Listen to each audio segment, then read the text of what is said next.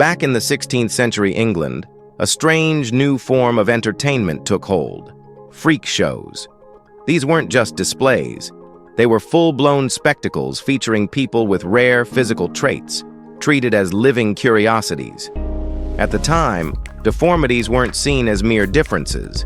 They were feared, misread as omens or signs of the supernatural. That fear fed myths, stoked paranoia, and turned real people into walking legends. In this video, we're going to take a closer look at the 15 circus freaks so terrifying they actually existed and the stories behind them. Let's start off with number 15, J.T. Sailors. J.T. wasn't a performer by trade. He was a sandwich man from Memphis who just happened to have a face made of elastic. He was born in 1933 and found early on that his skin could twist, bend, and stretch in ways that made people both laugh and stare. He could pull his lower lip over his nose, fold his cheeks like rubber, and reshape his whole expression in seconds. Then, Ripley's Believe It or Not took notice and made him their unofficial face, literally, using his wild grin as the logo for their auditoriums. Yet, JT wasn't some circus caricature. He was a working man who used what he had to make a living, turning curiosity into income, not mockery. He knew his gift wasn't normal, but he never saw it as freakish. He called it handy. There were no tricks. He was just a man who turned a strange physical quirk into a well-earning life career. Number 14, Jackie Sellers. Jackie lived a life split between two selves, and both were fully real. She was born in 1905 and was known across the sideshow circuit as Mondu, also known as the half-man, half-woman performer. His body was divided cleanly down the middle, one side masculine, the other feminine, both developed and distinct. It wasn't a costume or illusion, it was biology. Jackie embraced the stage but never let the audience own the story. He performed under lights but refused photographs of his feminine side, keeping some control in a world built on exposure. People didn't know where to look. Some stared too long, others couldn't meet his eyes at all. Yet Jackie carried himself with poise, not shame. He didn't perform to shock. He performed to exist. Off stage, he avoided interviews, living quietly between curiosity and privacy. History barely remembers Mondu, but what survives is the balance, half and half yet fully human, walking a line that few could ever imagine holding steady. She was not famous like Ella, but she was a start. Number 13, Jean-Jacques Libera. Jean-Jacques was born in Rome with his twin brother attached from the chest down, a parasitic sibling who never separated. Jean lived. Jacques lived through him. The smaller twin could move faintly, breathe in rhythm, and even react to touch. Doctors examined Jean like a specimen, calling him the double-bodied man, fascinated by the strange balance of two lives in one frame. X-rays revealed a second head embedded within Jean's torso, skull and all. But Jean refused to be reduced to anatomy. He lived his life fully, married, raised 4 healthy kids, and performed only when it served his family's survival, not for exploitation. People came to stare, but they left remembering the calm in his eyes, not the shock of his body. He didn't beg for normalcy. He built his own. Jean's story wasn't about deformity. It was about endurance. A man who lived every day carrying another heartbeat and somehow still found room for love. Number 12, James Porro. James was born in Genoa, Italy in 1686 with another small body growing from his stomach, a conjoined twin named Matteo. Matteo wasn't lifeless. He could move slightly, respond to touch, even cry when hurt. 2 brothers in one body, sharing existence in the most literal sense. The church baptized them both, giving the smaller one a name and soul of his own.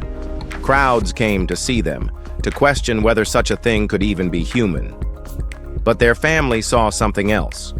2 children bound by fate, neither choosing the other. Medical men studied James. Artists painted him. But no one asked what life felt like. Eating, sleeping, breathing for two. The world called him freak, but he was simply born into a body no one understood. Mateo died first, leaving James hollowed, half relieved, half grieving. For the rest of his life, he carried that silence. It was not a curse or a miracle, just shared humanity, finally separated. Number 11. Agnes Schmidt.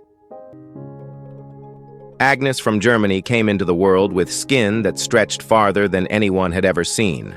The folds around her legs hung nearly a foot from her body, loose and elastic, earning her names like Rubber-Skinned Girl and Elephant Girl. During the 1930s, she toured with Ripley's Believe It or Not, performing across America. Crowds gasped, photographers chased her, but Agnes rarely smiled on stage, not out of shame, but because she was tired of being gawked at. Off stage, she was warm, quiet, and fiercely loyal to the few who treated her as human. Milwaukee became her home, a place where she could finally breathe. Her siblings were all born without her condition, but none carried themselves with her grace. She married, lived simply, and disappeared from public view when the spotlight grew cruel. Agnes never asked to be a curiosity. She simply learned to live with the skin the world wouldn't stop staring at. Number 10. Bill Dirks. Bill was born in 1913 in Jasper with a rare condition called frontonasal dysplasia. It left a deep cleft dividing his face, splitting his nose into two parts and giving the illusion of two faces. Sideshow promoters called him the man with three eyes, though the third was only paint, a trick for the posters. Behind that act was a quiet, kind man who didn't fit anywhere else. When he joined the circus at 40, he met Mildred, the alligator-skinned woman. Together, they became known as the world's strangest couple. People paid to stare, but the two of them shared something real, a sense of belonging in a world that treated them like exhibits. Off stage, Bill was gentle, humble, and funny, never bitter about the cards he'd been dealt.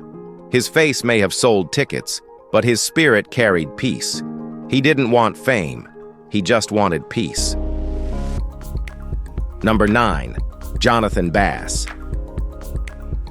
Jonathan Bass, known as the Living Mummy, lived trapped inside his own skin.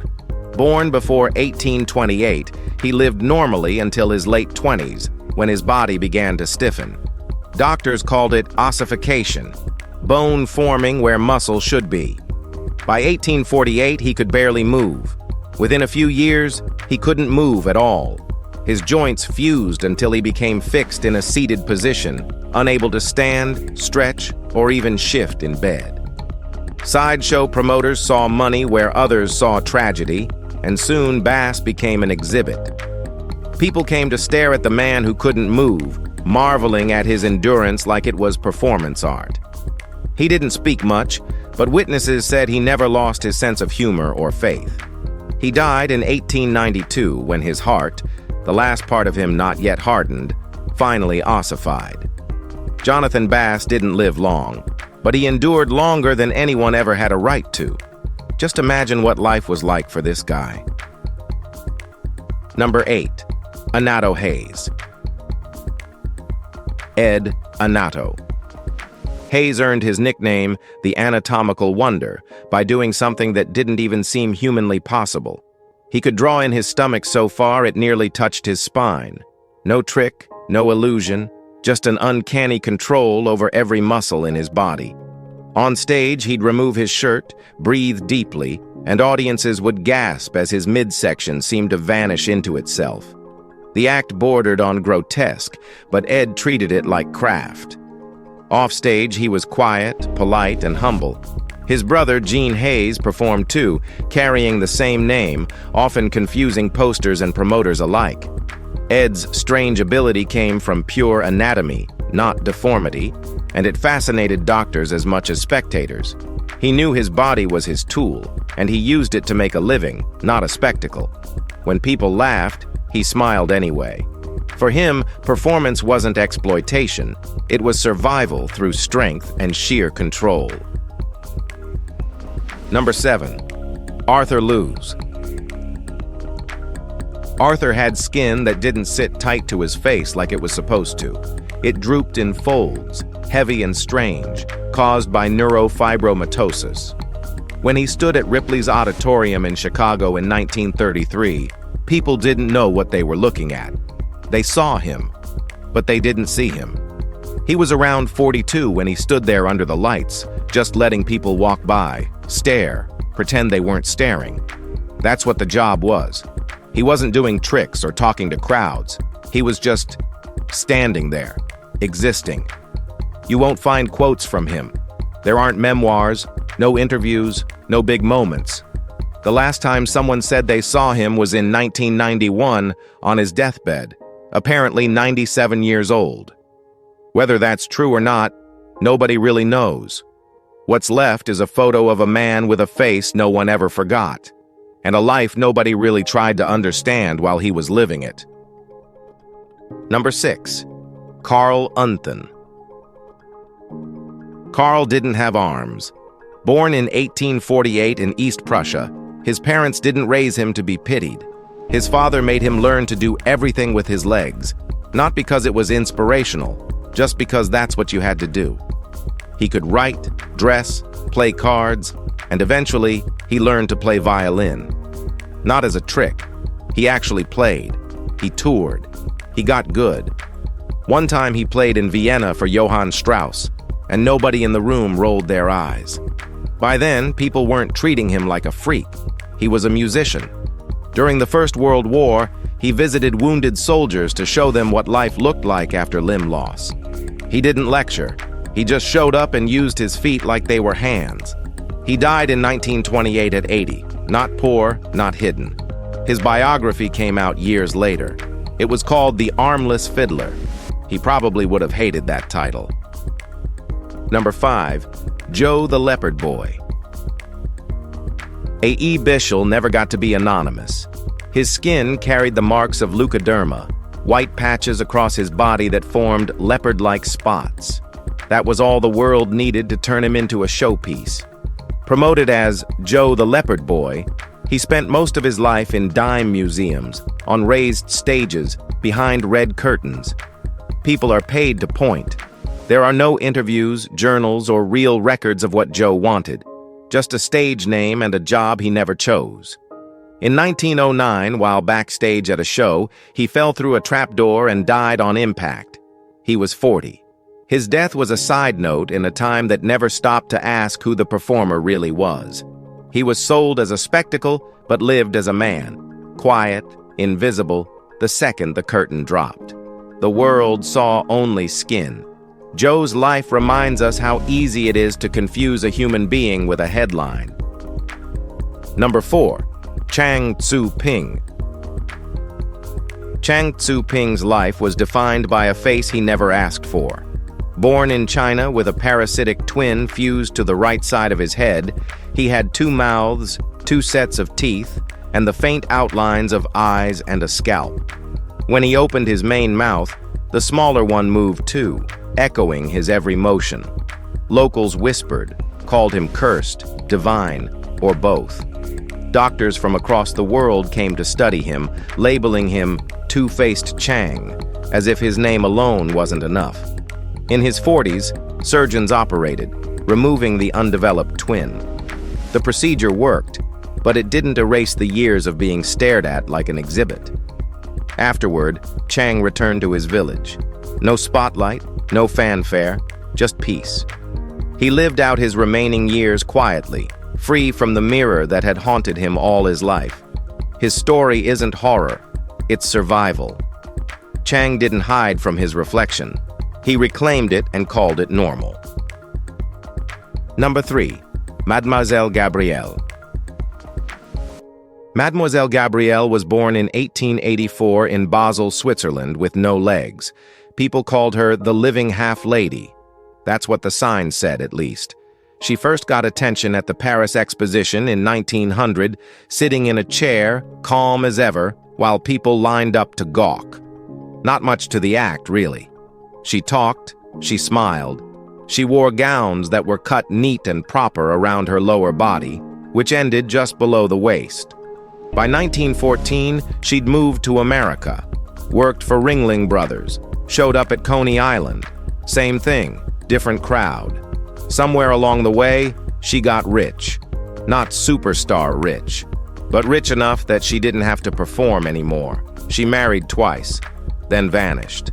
Some said she went back to Switzerland. Maybe she just wanted to live in a place where she didn't have to be anyone's exhibit anymore. Nobody knows where she ended up. People forget performers fast when the curtain drops.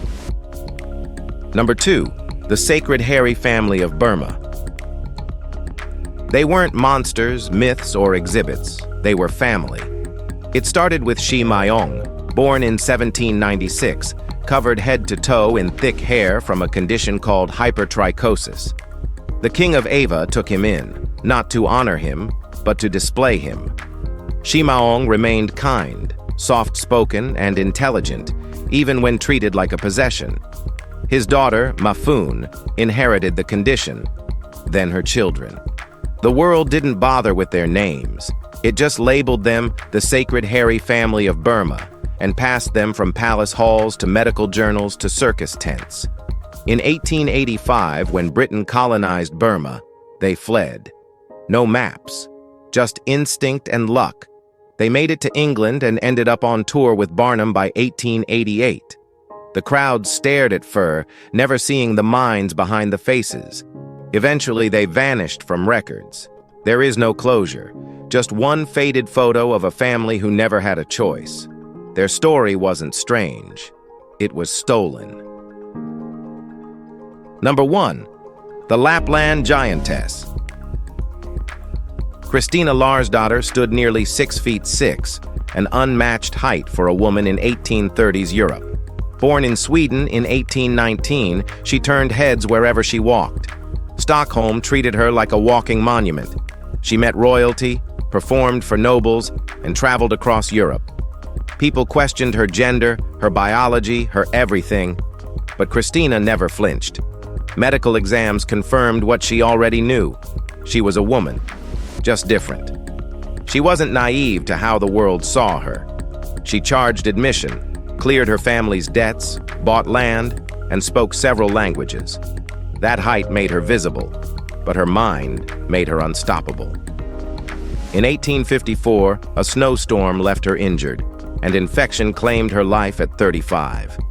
Years later, scientists dug up her remains. They wanted answers from the body they once gawked at. But Christina's real legacy wasn't in her bones. It was in her control. She made her size her strength. She didn't just stand tall, she stood on her own terms. If you've enjoyed this video, be sure to like, share, and subscribe. Thanks for tuning in, and we'll see you very soon.